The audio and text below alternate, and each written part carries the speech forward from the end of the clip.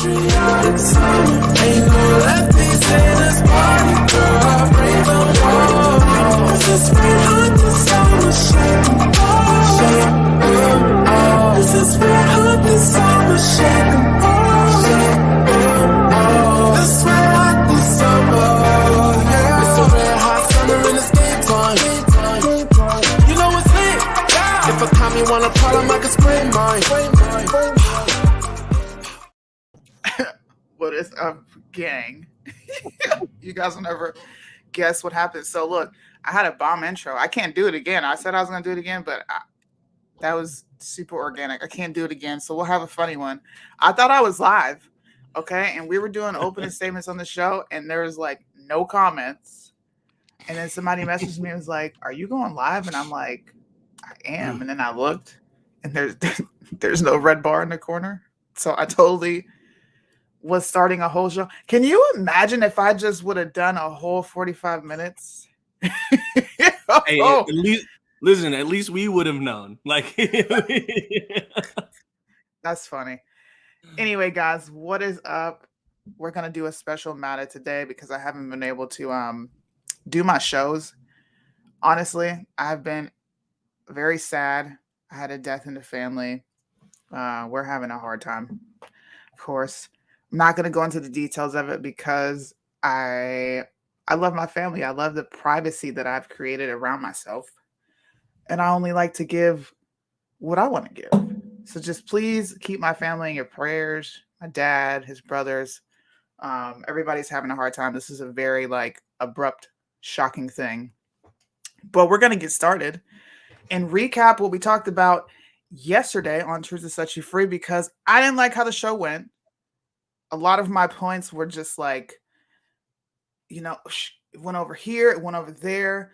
I actually found a super dope clip that I'm going to show today to explain why we are pushing the catchphrase repeal the 19th. This is me and a ton of my other people that I network with on Instagram. Of course, I think that women should vote, okay? I'm a woman and I vote. But I'm just going to play the video so you guys can understand what I'm saying. And you're probably going to laugh because I died laughing when I made it.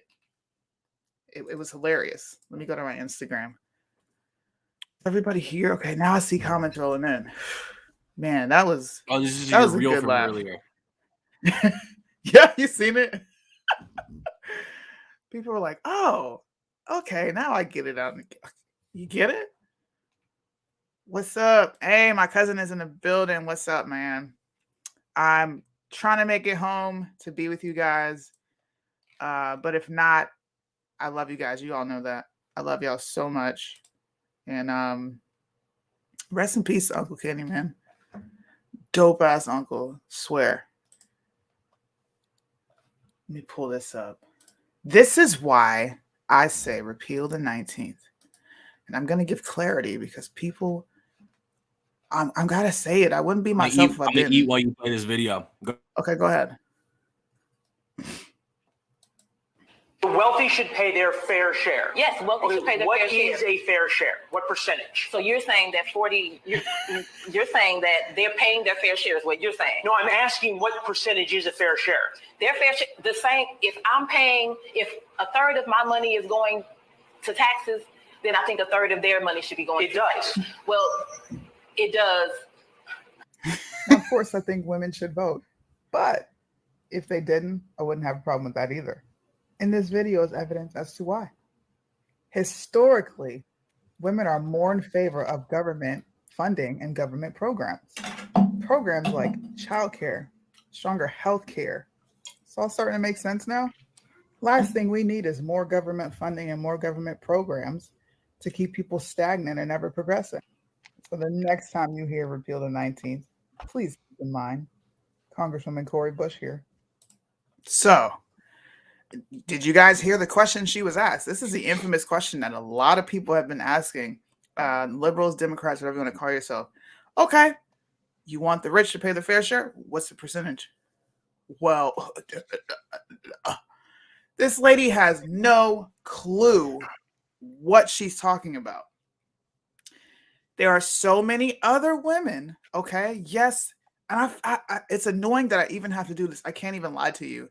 Of course, there are women who think logically. That's like a duh moment. But the women that don't, okay, they think just like this lady. Listen, I'm gonna play it. I'm not gonna play the whole thing again, but listen to the beginning of this video. Now, apply this to majority of the Democrat Party and some. I guess you want we can say Republicans. Apply this mindset to millions of women across the U.S. and tell me you cannot understand my catchphrase. This is why I say it. The wealthy should pay their fair share. Yes, wealthy should pay their fair share. What is a fair share? What percentage? So you're saying that 40.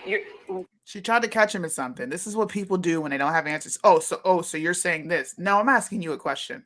You're saying that they're paying their fair share is what you're saying. No, I'm asking what percentage is a fair share.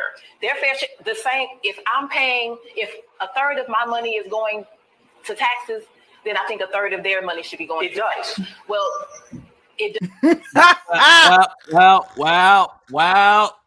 Well. See, but you missed the point. Was that I don't like your answer. She said, "Well, it does." This is what I mean. This is a mentality of people that are going into voting booths, man, and they are shaping this country. If you look at what's happening right now, look at what the FBI is doing. We'll get into that a little later because I want to go over the episode again that we did yesterday. But I also want to give people clarity on why I say this. I don't just say it because I'm like, let me piss you off today. I might do that sometimes, but it's always to make people think. That is all I ever do. But this is why Repeal the 19th has picked up so much freaking steam. And you know what? I just found out I'm not even the only one that's pushing this hashtag. So many other people have this shirt out way before I even did it. And it's a valid point. And it's honestly to help to kind of to get women to think like when your kids get in trouble, right? Or they keep doing something ridiculous and you're like, you know what? Give me all your stuff. You take everything from them to make them sit and think about what they're doing. Bruh, please think about what you're doing before you go vote. Like, share the shit out of this video because this lady's a congresswoman. Forget voting. She represents actual people. Thank you. So that's why Repeal the 19th. Hashtag blow it up. People can be upset. If you're upset after this mic drop, I don't know what else to tell you. But historically, women vote for government programs, you know, and it's a crutch for most women. Like we talked about yesterday, some women make very irresponsible decisions and they always have the government to fall back on as a crutch, and they're not really being held accountable for certain things. Men are held accountable for their fuck ups. They really don't have nothing to fall back on. There's not really a crutch in men. Generally speaking, when I fuck up, I've got about 15 people ready to slap me on the way down to the ground. So I can kind of get behind that. There we go. I mean, now that I explained it, what do you think, Easy? So I think, you know, if I can give some context, me and Suni had a great conversation last night after the show. Anybody who was watching, I'm sure there was points at which you were looking at. Excuse me, I'm choking on some water right now. I got the watery eyes and the whole damn thing. I got my emotions going, you know, right now. But we had a really good conversation because, you know, I think one of the things that happens in this conversation is that and me and Sudi talked about the different ways that we funnel our logic, right? The way that I funnel my logic is to start straight from the top with logic and then trap all of the emotion on the way down. So there isn't this, that your walls get thinner and thinner and thinner as you're kind of walking through the logic trap, right? And then on the outside of that, you come out on one of two ends. You either say, fuck you, I hate your guts, or, well, holy shit, like you've now just proven to me how impeccable the logic was to start with.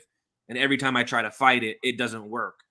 And Suni, you know, you kind of start in the opposite direction, which is let me get you in a position where your feelings are out front.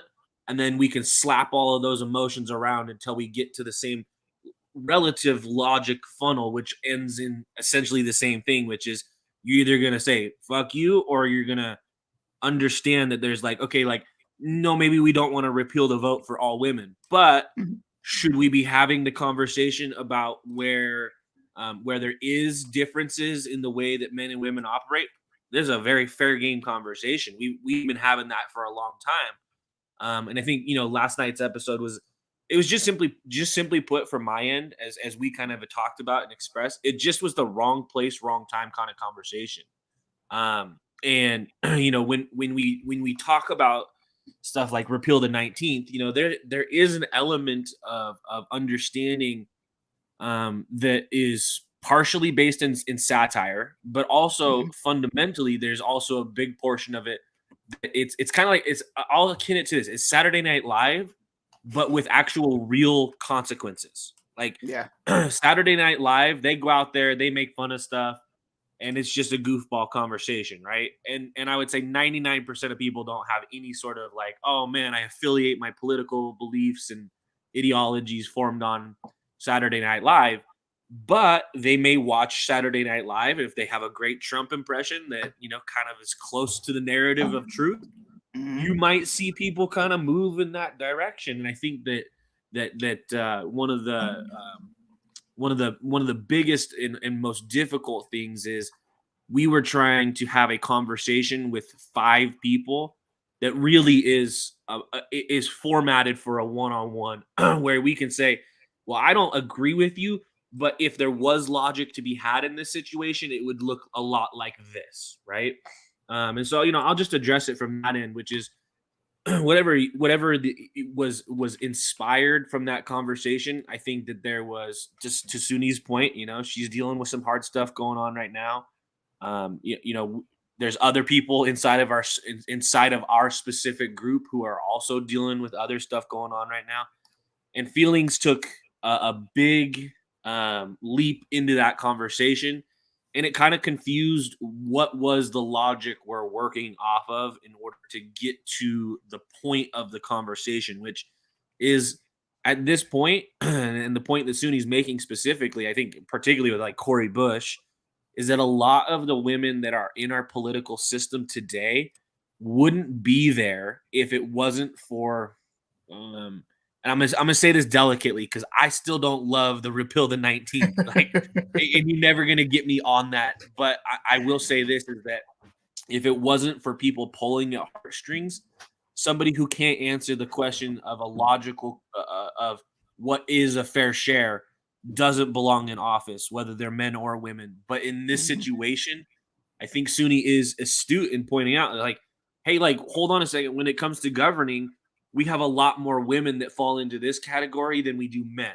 And I think that point gets completely lost the minute that we're having a conversation that all of a sudden it's like, well, why do do you understand women's suffrage? Well, yes, I do. Okay, well then if that's the case, then like we everybody's looking for a point of concession when in reality we all can concede one thing, which is that we have a bunch of stupid leaders, and that right now, like I'll point to somebody in the Republican Party that drives me crazy, Liz Cheney, right?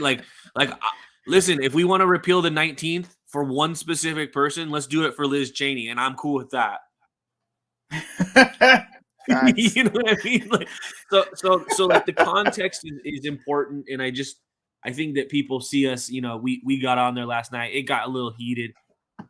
Wrong place for the conversation, and I think it's much easier to dive into the details around what is the intention of repeal the 19th movement and what do you mean by that in this format. So I'll just slap this on it and I'll say this is where my logic hits is right now we have a lot of people who govern, and it's because they've been elected by emotional people, and then they play back to that emotional level.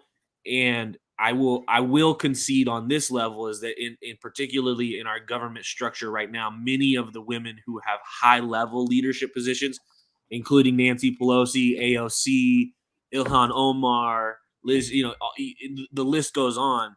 These are people who have only been elected because of their emotional appeal to people, and very little to do with any sort of logic that would encourage people to say this is a good leader. That's Mhm. not to say there isn't good leaders in the Republican or the Democrat Party that are women.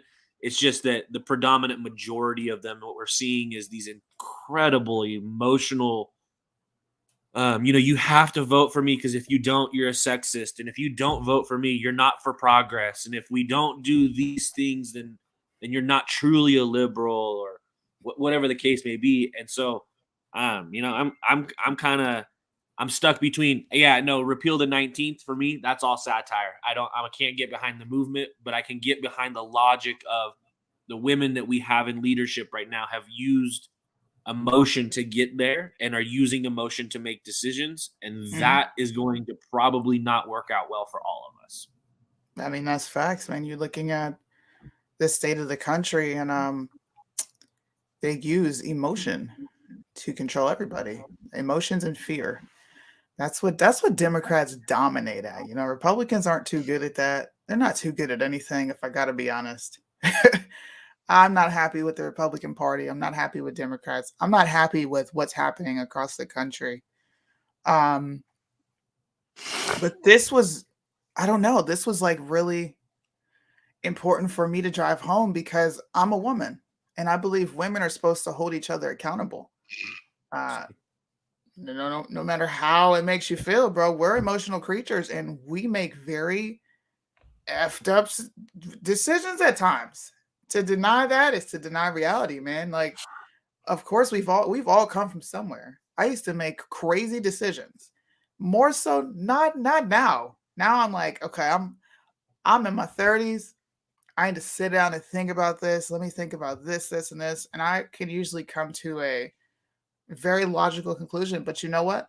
I always consult my husband. It doesn't matter what I'm doing. I'm going to sit down and talk with him and make sure he can bring logic to the situation and the conversation so that I don't get on the internet and make an ass of myself. That's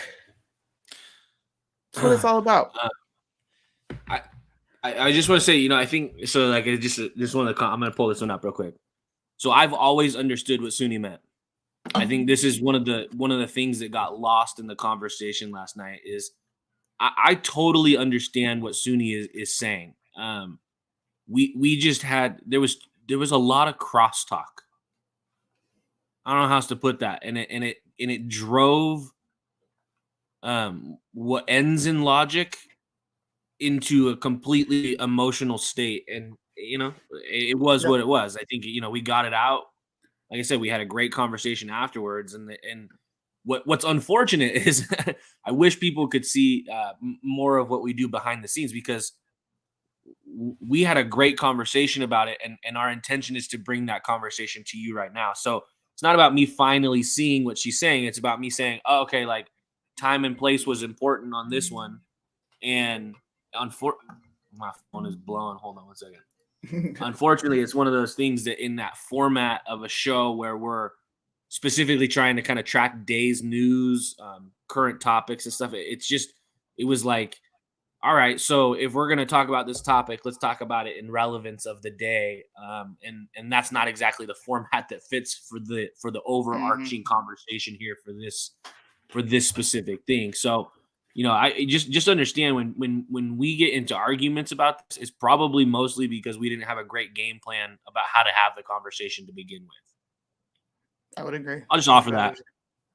Strategy. Another thing we had contention on was the word Negro. At no point am I telling any white person to go say Negro. What I will say, and I will firmly, and I've said this, white people need to stop being afraid of black folks. Look, words have meanings. And for the majority of a lot of black people back in the 60s, when it actually changed. What people don't know is this word has evolved over centuries. Okay. It didn't come from nowhere. No, the N-word was actually acceptable because people in America would mispronounce the actual word. It was negre. That's what it was. Somebody, of course, has said, you know what? I'm going to flip this. and make it an insult, which is cool. People do that, and the language changes over time. But what I can say for certain is that Negro was never a point of contention for any demographic of people outside of the woke mob. Okay, wokeness didn't just appear in 2019, 2020. It didn't. It's been around forever. It's more in your face now. There's a term for it. It's woke, but it's been the conscious Black crowd that has been making decisions for the rest of the population. 40 million Black people, and what? It's cancer that's been spreading for years, and now Yeah. we're at stage 4, and everybody's sounding the alarms on wokeism. Yes, But it's been around for 50 years or better at this point. You know, absolutely. woke is just the term that we've been able to identify and now give a very specific, like, this is Mhm. woke, this, and that's something that is intentional and by design, and I truly mean Absolutely. that. This is not an accident. We didn't just wake up one day and start using the word woke. You know, 5-10 years ago, being woke was a good thing. Yep. It really Uh, was. It really was. Like, it meant you were up to speed socially. It meant you were up to Uh-huh. speed politically. It meant that you had clear eyes, clear vision, and particularly in the business realm where I kind of spout from, which is, it meant that you were able to be forward thinking enough to Mhm. recognize the ramifications for specifically your businesses, about what direction to take things, because social media was still, at least, and I'll say 5 years, because it's not quite long enough for it to be an absentee, but it's, it wasn't 2.5 years ago when Yeah. woke all of a sudden became a problem. It was somewhere in the last 5 or 10 years there Mhm. was a place where woke really meant something positive, and just Yep. like anything else that the left does, they somehow Flip it. twist that shit up, spit it down your throat, and then say, well, you know what? Now you have to deal with all the consequences of being woke, which are, you can't say this, you can't do that, you're not allowed here. Yeah. So if I can just segue that into kind of, where we were in that conversation a little bit last night, specifically about the word Negro, right? Which is, there is a long-standing, I would say, cultural phenomenon, right? That we're all aware of it. So to pretend like I'm going to dance around the issue, I'm just not going to do that tonight. Which is that there are some things that are acceptable in communities that I can't say, and there are some things that are acceptable in communities that I think people wish were not okay as well. So when we use terms, whether it be Negro or any other nomenclature to describe an individual, what is true is that there are sometimes two different sets of rules depending on what you look like, and also where you grew up and who you associate with.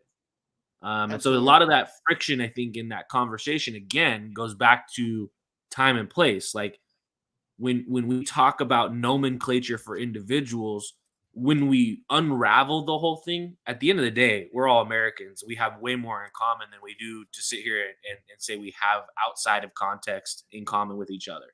Mhm. And I think part of the, at least the concern on my mind is where do we draw the line as far as giving people power, right? And words is something that you've heard me, anybody who's watched Matta consistently has seen me with Suni talk about the bastardization of our language, whether Mhm. it be the term woke, whether it be the term, Negro, any of these things. One of the very important things to recognize is that, and I feel this all the time, is that people take words and they start to slip nooses around you, with Yes. the terms you're using, and then when it comes time, they pull that tight and say, "Aha, I got you." Mhm. Right? And so, it's one of those things that when we look at that nomenclature, I am in agreement that, inherently it's not a bad word. It's just something that I only am looking at and using in context to describing historical, and more importantly, what I think are important historical events. Mhm. And we can talk about, I think one of the things that, that kind of exploded a little bit, that conversation, was my point in it was, if it wasn't for the gaffe, then absolutely the context is correct. There's nothing wrong with what Joe Biden said. It was the gaffe that is the part to me that, man, we ought to pay attention to that, because it proves more to that point of, man, this dude's losing his mind to the point where he can't even contextually use a word that I think society generally has put behind us as a little bit antiquated in today's language, but still serves an incredibly important role in describing history. And the Negro Leagues are if you're a baseball fan at all, then Satchel Paige being recognized as somebody who embodied the spirit, and again, it goes to the gaffe. If he could have articulated the sentence and said it correctly, I don't think you see this blowback necessarily the same way that you're seeing it now. One of the other interesting points, and this is just a tidbit I'll throw in there, me and Suni had seen completely different things based on some of the targeted marketing that we get. So Suni was seeing it in her timeline a lot. I was only seeing a couple of things that at all that even pointed towards the direction of, look at this thing, right? And so, it's important to recognize as we're having that conversation, I think just understanding that context of, she was seeing it inundated with conservatives blowing the whistle, basically saying, look at this racist, and look at what they're saying. And, in the marketing that I get from my social media, I wasn't seeing but maybe one or two pieces that kind of came through. And for me, I don't look at that and I'm like, I told Suni this last night. There's two things that are for sure. A broken clock is right twice a day, and Joe Biden's going to make a gaffe if he speaks.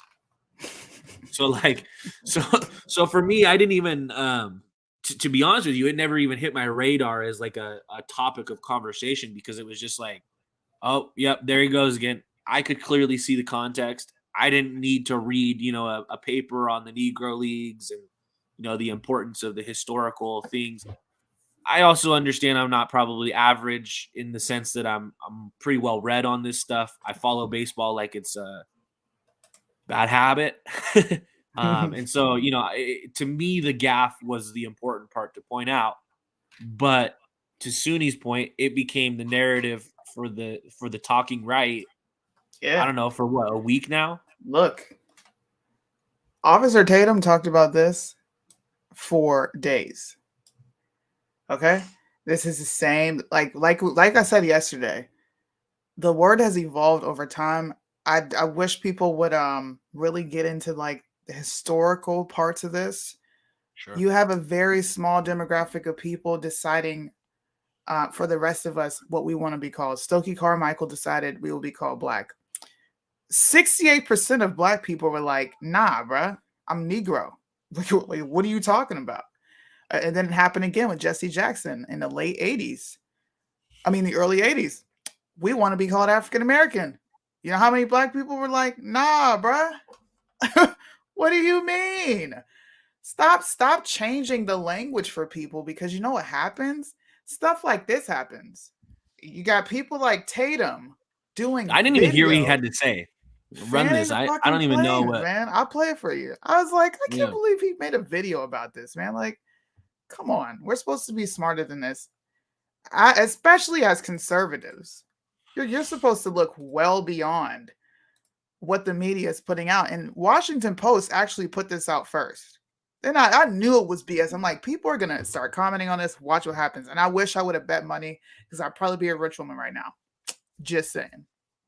You heard what he just said? This video is brought to you by The Officer Tatum Store. The Officer Tatum Store. Get the merch link in the description section.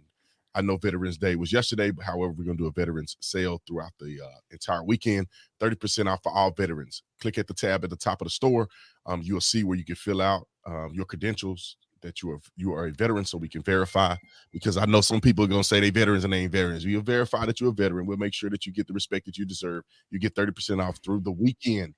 Also, if you want to come to my event, Beating Black and Blue, my book lunch party, November, we're already at 400. A whole bunch of people going to come. I know what it is. Let's get into this. Ladies and gentlemen, and ladies, I don't want to hear nothing else. I don't hear nothing else about your boy, Donald Trump. Why? Donald Trump is this. Donald Trump is that. This is what he tweeted. This is what he said about Hispanics. I mean, bruh, if Donald Trump would have said this, Donald Trump ain't never said nothing like this, ever. I don't think in the history of his existence have he ever said anything like this. First of all, Donald Trump said my black. That's my black. And people lost their fucking minds. So stop the cap, bro. Stop the cap. And everybody knows Joe Biden supported Robert Byrd. He did his. See what I mean? They're immediately going to the racial aspect of this, and you're gonna agitate a community that's already fucking agitated, bro. This is why I was so irritated. Eulogy. Robert Byrd was a former Klans member. Strom Thurmond was a racist, one of the Dixiecrats that went to the Republican Party as a racist. Joe Biden said that was his mentor. So y'all can't say nothing. And then this is what he says about a black man in 2021. 2021. This is what he says. And it's called a Freudian slip. He didn't, I don't think he intended to say it like this in public, but because of what's in his soul, this is what he said. Y'all wrote a film. Thank you for your service to our country. And I just want to tell you, I know you're a little younger than I am, but, you know, I've adopted the attitude of the great Negro at the Negro? This is what I mean, bro. He adopted the attitude of the great Negro. Oh, you said Negro? So what? Like, if he would have said Nigger, I would be like, yo, bro, get his ass out of office right freaking now. You are saying things that are not appropriate. But this man is literally, in my humble opinion, paying homage to a great fucking baseball player who was labeled and called a Negro in that time period. How do you listen to how many seconds? 18 seconds of a clip and stop. He said Negro. So what? This is what all this shit was on my timeline non-stop. Black conservatives, white conservatives. Oh, this is bad. I'm just like, bro, you guys are making it worse for the rest of us, man. You're pandering and you're doing exactly what the left wants you to do. I'll say one of the hard things is, I think, and to this point is, I think conservatives for a long time have been afraid to stand up and say, no, I will or I won't say that. I don't give a shit how it makes you feel. It is what it is, right? And when it comes to this word specifically, right? There's this fear, I think, and I think it's fair to some degree, is people, doesn't matter what side of the aisle you're on politically, have been absolutely drugged through the mud. Their lives have been destroyed for missing context, right? And so, it's one of those things where, although I believe it to be an antiquated word, it's something that you've expressed to me, on multiple occasions. In the community aspect of your life, it's something that's been very normal to hear. Yeah. It's been something that you don't. It's not like, oh my gosh, like somebody said that, like what, like what are you getting at, right? And I think the point is that as conservatives, one of the things I think all of us are sick of, specifically me, I'll just speak on my own behalf here, which is I'm tired of being told what I can and can't say. I agree. Right. And so if there was passion to be had, that's explicitly what it was about is, look, ain't nobody going to tell me that it's okay all of a sudden to say this. And at the same time, ain't nobody going to tell me that it's not okay to say it too. It's all about the context. And so when there is strife, when it comes to language, and again, I'll lean on my history here, specifically on MATA, and say, if you go back and you watch the content, one of the things I bring up on a consistent basis is watch how they're bastardizing our language. A liberal is no longer a liberal. That's just a term of endearment for somebody who is either going to be cut and dry, cut paste. My ideas are your ideas now too. Mm-hmm. Right? Liberals used to be the most free-thinking portion of our society outside of libertarian, and libertarians were really kind of stuck inside their construct because they hated government as a general whole, whereas liberal really meant something very important to our country for a long period of time. Liberal no longer means liberal. It means lefty loosey crazy goosey, right? Absolutely. So in that same sentiment is, you know, whether or not I'm comfortable with the word, whether or not I'm going to go out and use that word and participate in that way. I don't think I am. I don't have a desire for it. I think it's antiquated. I don't have a use for it in my vocabulary today, other than to reference the greatness of the historical content that is participant of of the word Negro, right? And so when people get twisted up and frustrated about what their nomenclature is, I get frustrated and I'm like, well, stop worrying. It's like when people get mad about being labeled as a transgender person. Well, it's like, well, that's what you are. So forgive me for trying to be explicit and clear in my understanding and also my explanation. But Yeah, when you man. have, I think, this generational thing, right, where you have like my mom and dad, you know, they're a little bit older. You know, their generation before them certainly had the whole litany of any word that you could think of as derogatory under the sun, and they didn't think necessarily that any of that was bad. And then my parents grew up in a time where all of it's bad. And then we have now where we have people saying, well, hold on, no, we want that word back to some degree in honorary society of respect and understanding. Some of us, and I'll speak again, specifically myself, I'm tired of being circle jerked about what words I can and can't use. You know, and it is one of those things where when you start to hit that logic with, well, why is it important or why is it not important? I Well, agree. the only thing that's important really is how somebody feels on that given day. And if anything is consistent across the board with Sunni and I, we're done dealing with your motherfucking emotions. Yeah, Get them straight out. up. They don't have no place at the table no more. You can take them over there with Cori Bush, and she can tell you about how fair it is to pay, 40% taxes and call, everybody get to be, over here calling each other like that's where it's at for me. Is it's like, wow, really? Like, are we really having the discussion of who owns what words again? Exactly. Because that's a lefty conversation, and I You left just that shit in the dust. this is what I was Exactly. talking about for the past 4 days. You literally just said what I was saying. I think words get past each other, and like, I'm not gonna say this, bro. Don't say it, but recognize that this was said on purpose. They do this shit on purpose. I don't for 1 second think Joe Biden just decided to say that. Somebody wrote it. They're saying it in his ear. We all know he's got an earpiece in. This is I just would me.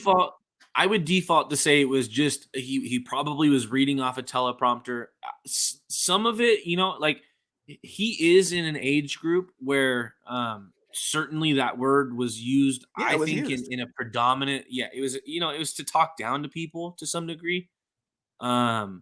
Now whether that was the intention, I'm not inside the dude's mind. I don't think he's inside his own mind. So to call foul on it the way that it has been called foul, I'm not jumping on that bandwagon either. It's another way for us to get caught in the trap of we're worried about words when what we really need to be worried about is this dude just signed a $1.2 trillion infrastructure bill that has almost no infrastructure in it. Yep. Him and Kamala are at odds ends with each other. We may see a change of vice president in this particular time. It's like crazy out here, man. the fact is that all of these little traps is we're falling into them, right? Yep. And that's I think, you correct me if I'm wrong, but that's the frustration that you have, right? Absolutely. And That's and it. where and that's where we can do better as conservatives. If you say, you know what, we're gonna stop giving power. Like, we know Joe Biden's gonna say some stupid shit. Yep. We know that he has associated with racist people, and if people want to draw this conclusion and draw this line between him and racism, well, guess what? You don't have to convince a whole lot of people. The historical record is there to support exactly what it is. So why spend all of this time talking about one instance when really what he just did is he signed an infrastructure bill that, in my opinion, is way more racist in the actual pragmatic sense of how it's going to play out than any Absolutely. word he's ever used in any sort of way. You look, we nailed it. This is what I was talking about. I'm glad you understood. I'm glad people in the comment section understood. But we got to wrap up. I just seen what time it is. But before we do, this comment says it all. Would people feel the same if he called Roberto Clemente a Negro? No. Do you know what black people will be saying? He's not black. Don't call him a Negro. Yeah, so he's Puerto Rican. Look, but it goes to that point of when are we going to stop talking about what the hell people look like? Never. When are we going to start saying I'm an American? Like, one of the things that drives me crazy, and I'm going to take up a little more of your time here, Suni, is when the hell did everybody forget they're fucking American? Y'all are so busy running around. Oh, I'm a they them. I'm 1/8 Cherokee, so I'm an Indian and I got sacred blood in me. And like what I'm indigenous. That identity politics game, damn, it stretches real deep and real far across the board. Facts. But before we go, this is probably the most important thing that is happening in this country. People were very bothered by the fact that I said I don't really give a damn about what happens to Kyle Rittenhouse. I really don't. I don't care about Travis Scott. Don't care about Alec Baldwin. I think people are very distracted and they have lost the plot when it comes to a lot of these things. The FBI has been putting a counter-terrorist move on parents who are speaking out against CRT. In DC 2 days ago, parents went there to protest, to fight for rights for their children when it comes to the jabs, when it comes to CRT, when it comes to sexual education. Parents are losing rights. Okay? And the FBI is forming counterterrorism moves and tabs on parents. They're using the Patriot Act. This was the same thing they did in 9/11 when they were taking rights from us back then. You no longer have privacy, man. They're keeping tabs on you. Kyle Rittenhouse, bruh, the justice system is fucked. It has been fucked for so long. Do you know how many people have been executed that have been completely innocent? 20, 30, 40 years in their time in jail for things that they did not do. It's bad. But can we honestly do anything to change it as Americans? No, because you know what we can do? We can bring awareness to what is I was gonna say happening.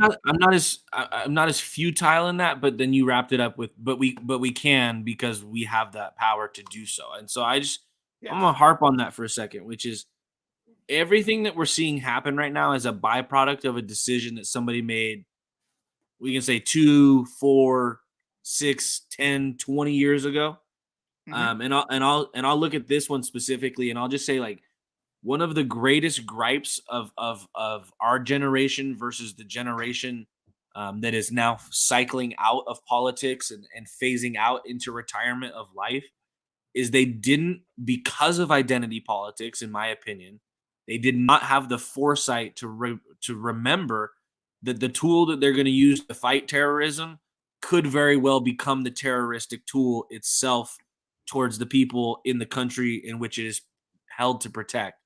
And I have had a very interesting kind of dialogue with my parents about, you all voted for this. This didn't just happen. Like, this was accepted into society. It was voted upon in many different ways, whether it was through direct vote or through your constituencies, whatever. But the point is that them not having the foresight to understand how these tools were going to be used in the future is exactly the problem that Suni and I are talking about, hoping to prevent from happening and continuing to be the issue moving forward. And so when we get stuck on a word or we get stuck in a logic trap of, oh, well, this person did this. And to that point, Really? Does Kyle Rittenhouse's thing have anything specifically to do with my life? Not today. I would argue there is some context there. Like, I don't want the justice system to fall apart, and I can't Mhm. rely on the justice system to serve purpose. So I do think there is something bigger at stake. But does Kyle Rittenhouse's does this one case, is it the only one that's having that implication? Nah. It's a multitude and a litany of these things. And so when we get hyper focused on one event, although albeit interesting to me because of the self-defense kind of situation and Mhm. what the implications are for gun owners specifically. And now I'm going to take it 40,000 feet, right? Which is Kyle Rittenhouse's ground level.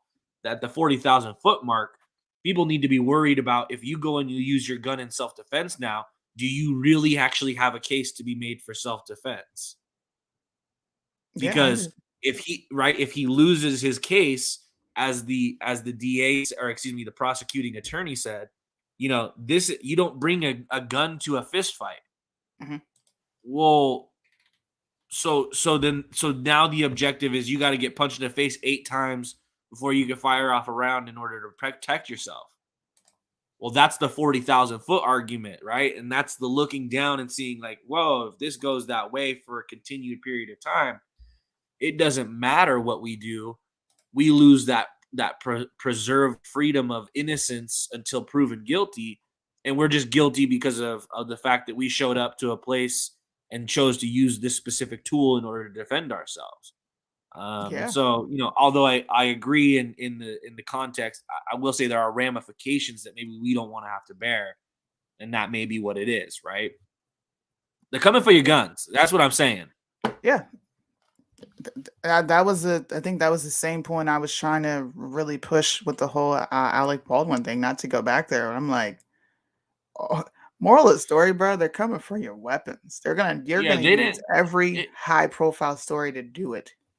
it is a blaring example of, again, where we can scream hypocrisy all we want, and I think I'm going to say it is important to call it, but I understand the argument of you can't just sit there and scream at the top of the rooftops and then expect something to change. There's got to be an action that follows, right? And I think that is the argument you've been making in the context of this conversation is, look, guys, we can talk about it all we want until the cows come home, but while we're talking about it, they're doing stuff about it. Mm-hmm. They're passing legislation. They're using the Patriot Act. They're politicizing the DOJ. They're filling court seats with judges we don't know dick about. Like, on some level, this creep up of social issues, when rubber meets the road, they want us to get stuck in a conversation about, well, Negro, is that a good or bad word to talk? Well, if we don't have any freedoms, it doesn't matter anyways. Yep. You just hit it. Thank you guys for tuning in to this special episode. I hope people take something from this and understand one thing about me. I'm not a surface level thinker. You want to have a surface level conversation with me? I'm going to have it for 2.5 seconds, and then I'm going to challenge you to think further than what you're doing. This is a hostile takeover, whether people want to accept it or not. And I'm going to close this with a really awesome video of a warning of communism. Manning Johnson wrote a book called Color, Common Sense in Communism. Very short read, not long at all. But this guy, what is his name? I can't think of his name. The author? No, he's a speaker. He's actually, dang it. I used to play this all the time on the ending of my shows. Well, whatever. I'll find it, download it, and I'll put it up, and we can do it that way. But thank you for coming on, Easy. Yeah, absolutely. And I'll end it with this and just simply say is, guys, like, whatever contention there arises from situation, there's always something to take out of it. And last night, me and Suni got to have the opportunity to dial in on exactly this topic and be specific about what we're concerned about, which is they've got us chasing our tails. In the meantime, they're doing things that we would have never believed could have been done.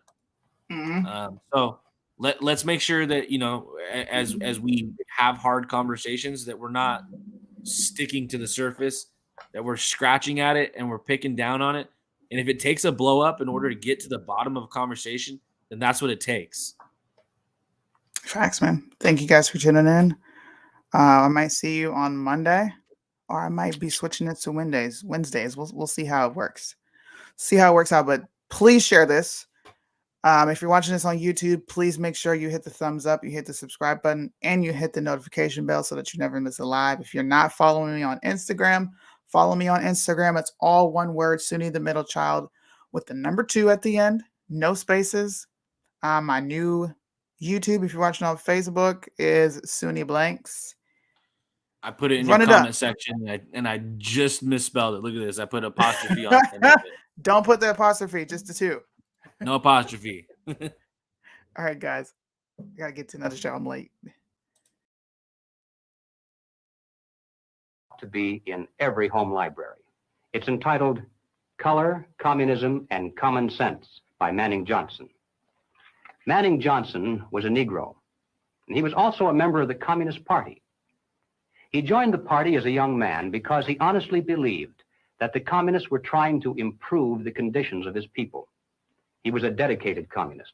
But after many years, Manning Johnson finally came to the realization that the communists weren't the least bit interested in improving the conditions of the Negro people. He discovered that instead they were merely planning to use his people, and these are his words, to use them as cannon fodder in a bloody revolution to destroy America.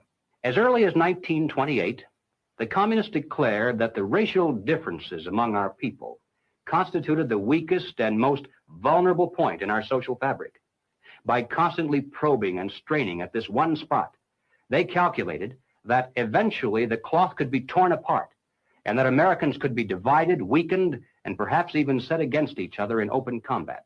We must not be led into placing the blame for the riots, the civil disorders, on the Negro people of our nation. Even those few who are promoting hatred and violence in the black communities are not themselves the cause. They're merely being used by forces far bigger than they are to promote the violent phase of the revolution in America. Hoping to avoid further violence and bloodshed, the public is to be pressured into accepting measures that will move the country gradually and legally toward communism, but without calling it that. The strategy of the proletarian revolution calls for the quiet conversion of our government into a communist regime, but under the banner of socialism. The new program of the Communist Party on this subject has this to say. The term socialism describes but the first stage of a new society that in its full development is called communism. Socialism is a transitional stage. The building of socialism is the communist revolution in America. It represents the process whereby our country can be moved gradually toward communism without the people even being aware of it. They have one and only one solution for all problems: more government, and then more and more until it's total government. Total government is communism. We must not be fooled into thinking that the causes of our civil turmoil are such things as poverty, poor housing, lack of education, and similar social or economic factors. As a matter of fact, most of today's self-styled revolutionaries, black and white, come from good homes, could earn better than average incomes if they wanted to work. And in fact, they're products of some of the finest. We mustn't resort to violence either as a means of furthering political or social goals.